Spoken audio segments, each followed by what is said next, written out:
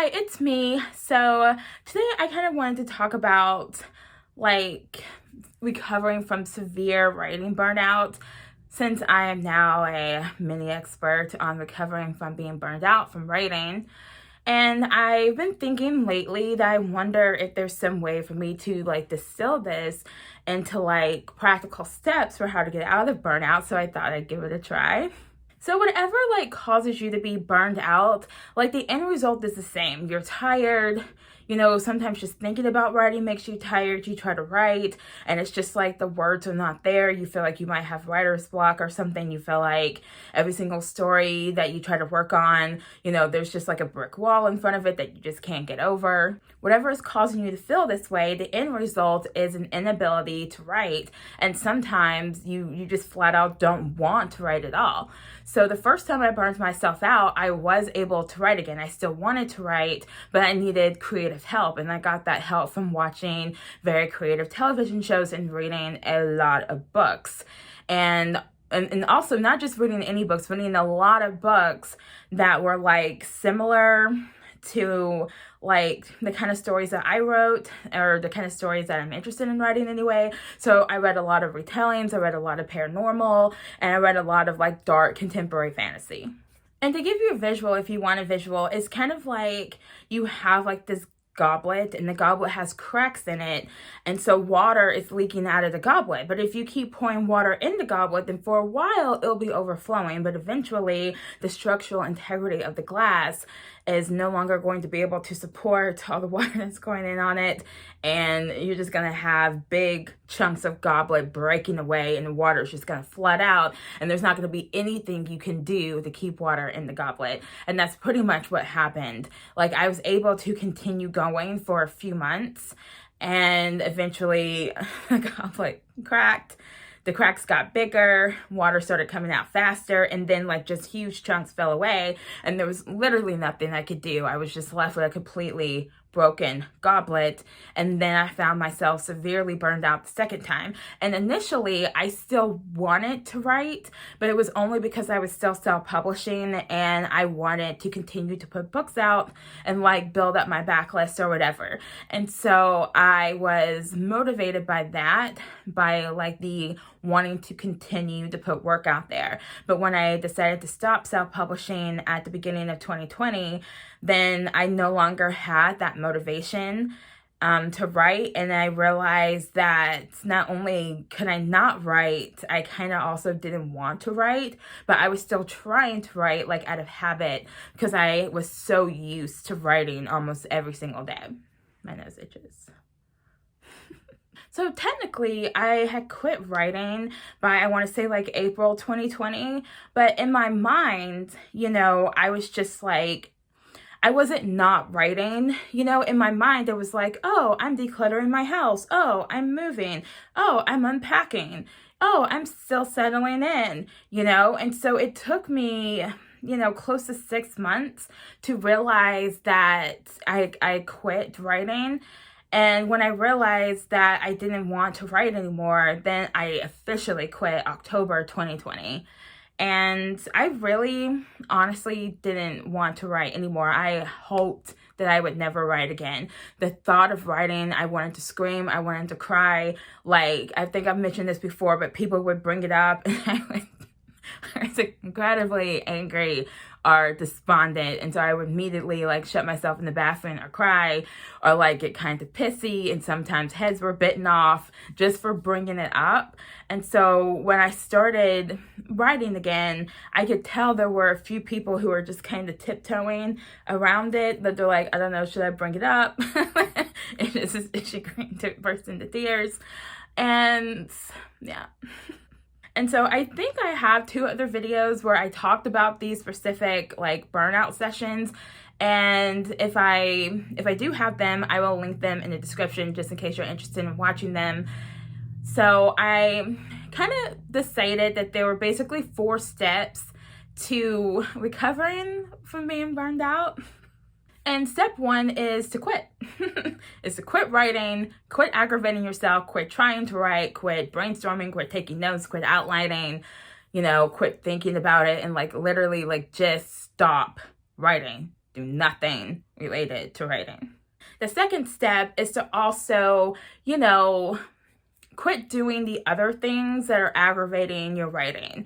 So initially, when I first burned out, I didn't have any creative energy, but it started to come back after a few months of not doing anything. And so I decided, to take that creative energy and make like a reading journal. And well, I later made a planner. I didn't make a planner that year. But the first year, I took that creative energy and I made a reading journal because I was like, oh, I like this reading journal, but it's not spiral bound. Oh, I like this reading journal, but, I have to write in the dates. And, I can just see myself being stressed out one month and not wanting to fill in all the dates. So initially, I took that creative energy and I made a reading journal, and I also, play piano, but I don't do those things all the time. And so because I like to play piano, I was like, oh, I'm going to write a musical.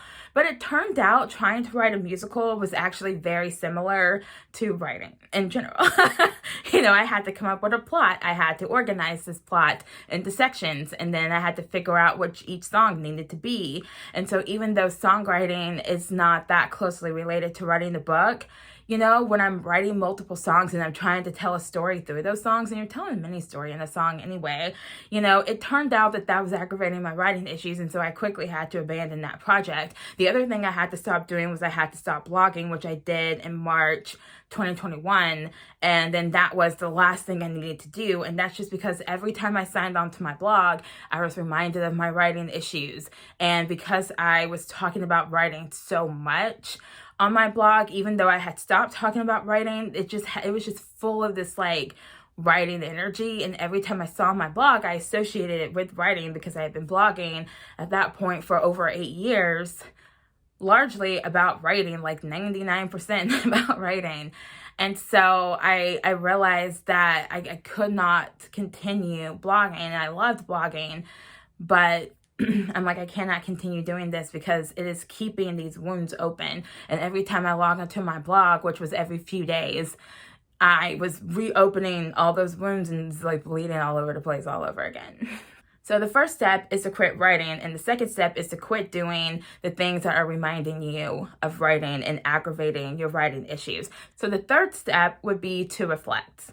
So once you are starting to heal, and once you are starting to feel better, then you can reflect, which is what I did in May. So May 2021, after a couple months after I stopped blogging, I started to think about writing again naturally because I'm just a storyteller is what I do.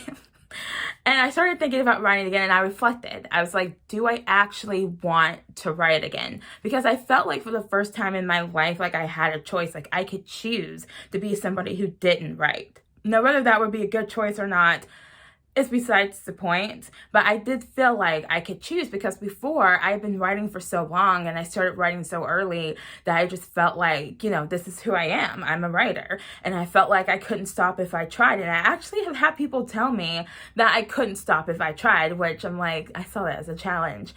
But turns out, I'm a writer.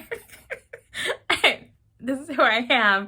And so even though I could stop, I was noticing that it was taking an effort to not write, and it would just be easier to just give in and start telling stories again. So I started making a list. I'm like, because I didn't want to freak myself out, and I really was like very like skittish about it. But I was like, well, if I was going to write, which one of these, previous ideas, and previous stories that I tried to work on, which one of these are like up my alley, which one of these like fit my brand, like which one of these, am I feeling drawn to, am I still interested in? And I started to make a list of ideas that I would want to write if I was going to write again.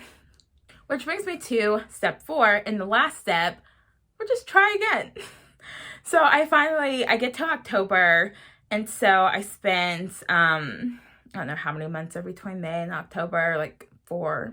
And so I spent the next 4-5 months, thinking and reflecting. And then I decided to actually try to do some writing. So I opened a couple documents. I did a little bit of dabbling. It felt so good. I felt like coming home again after being lost in the desert. And it was so refreshing. It was like bathing in cool oasis waters. And I was like, this is wonderful. But I wasn't back yet, you know? I was just kind of like pointing around, you know, in the oasis and splashing water on my face, but I wasn't like setting up shop again. You know, that took like another like 6 months. And it was still, even after that, it was still like another 3 or 4 months after that before I really felt like I got the gears moving again, before I was really like moved in again. But the fourth step though to getting back to your writing self is to try again. Try again, see how it feels. And if it feels good, then, you know, we're gonna move back home again. So to summarize, we're gonna quit writing. We're gonna quit doing things that are aggravating our writing. We're going to do some reflecting, and then we're gonna try writing again. And this is what I did. And I don't know if this is going to be helpful for anyone, but I like to do things like this for myself so that I could go back and look at it. So if I ever found myself burned out again, it's like, hey, you came up with a plan last time. Why don't we revisit that video and see if it would be helpful for us now? So I do that in my journal sometimes. Like I'll flag something that I'm like, wow, this is really insightful. We're not going to read anything else that I journaled about, but we're going to read the section that I flagged. So that's all for this video. I hope you guys are having a good week, a good month, a good day. And yeah, if you like this video, if you feel so moved, subscribe to the channel if you feel so moved. Leave me a comment, drop me a message if you feel so moved. And I will see you guys in the next video. Bye.